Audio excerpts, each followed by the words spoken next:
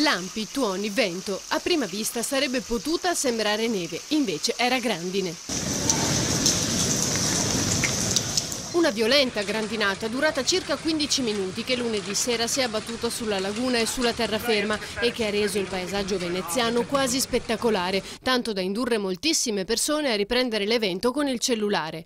Calli e campielli completamente bianchi, compresa Piazza San Marco, dove contemporaneamente è arrivata l'acqua alta, visto che il livello dagli 80 centimetri previsti ha raggiunto il metro. Pezzi grossi come noci. La grandine caduta in maniera così copiosa ha fatto da tappo, causando numerosi allagamenti a macchia di leopardo, soprattutto in terraferma. A Mestre, in via della Libertà, era un unico grande lago con problemi per gli automobilisti. Allagamenti anche a Porto Marghera e nei dintorni di Corso del Popolo. A Jesolo e Chioggia vento fortissimo fino a sera inoltrata, ma al momento non sono stati registrati particolari danni.